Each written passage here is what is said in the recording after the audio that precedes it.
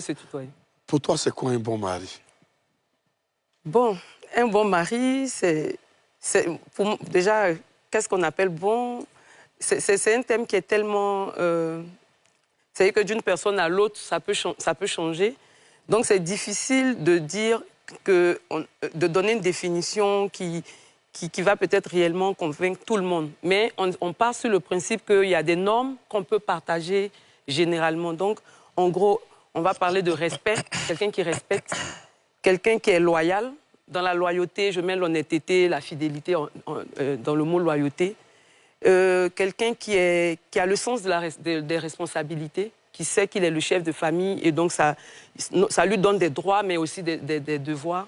Et quelqu'un sur qui vraiment on peut compter et qui a le sens de l'empathie, c'est comme le toit de la maison, c'est celui qui est le garant, qui protège tout le monde, mais qui est aussi un être humain avec des sentiments, avec des faiblesses, dont on doit aussi tenir compte. Donc le mot bon, peut-être le lundi sera bon, peut-être mardi qui ne sera pas bon, mais on va prendre en gros le trait qui revient le plus souvent. Si généralement il est bien, on dira qu'il est bon.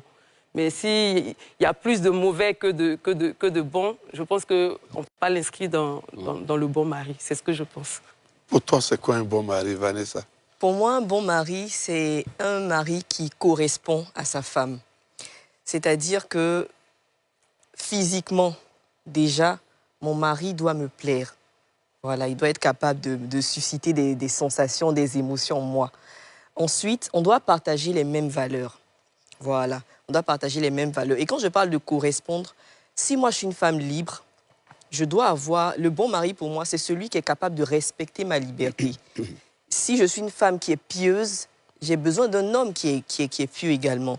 Si je suis une femme qui est douce, qui a besoin de calme, il faut que l'homme en face puisse avoir ces mêmes valeurs-là pour ne pas qu'on puisse se bousculer.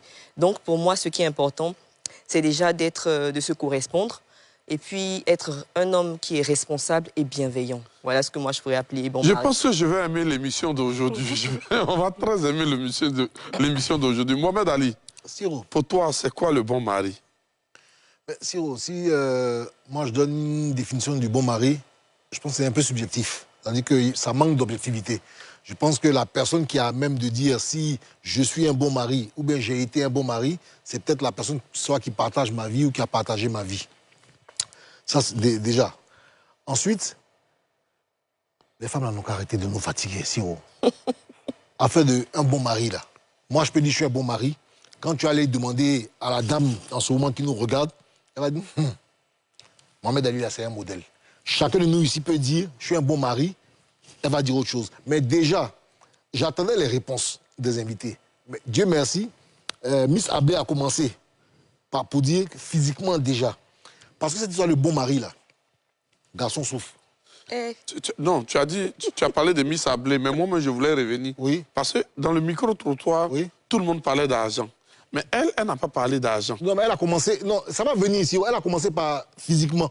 Oui, mais elle n'a pas parlé d'argent. C'est pour te dire que les femmes qui disent on veut bon mari, là, je veux parler... C'est vrai qu'on a deux invités, hein, mais parlons des femmes aussi ivoiriennes, qu'on connaît, on a entendu.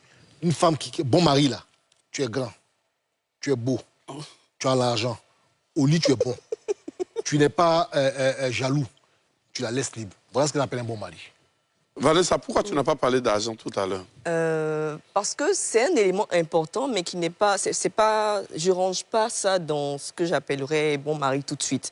Pour moi, ce qui est important, c'est déjà qu'on puisse... Quand je t'ai vu, quand je te vois, tu dois me plaire pour qu'on puisse se mettre. Ensuite, quand on commence à discuter, tout de suite, on ne parle pas d'argent. On parle de valeurs, de points communs. On commence à discuter. Moi, j'aime ça. Moi, j'aime ci. C'est ça qu'on découvre en premier. Maintenant, quand on décide d'aller plus loin, si par exemple on décide de faire une relation sérieuse, exclusive, là maintenant on va commencer à parler de tout ce qui est argent, comment on va gérer. Mais si c'est juste une relation libre, où on se voit, on fait ce qu'on a à faire,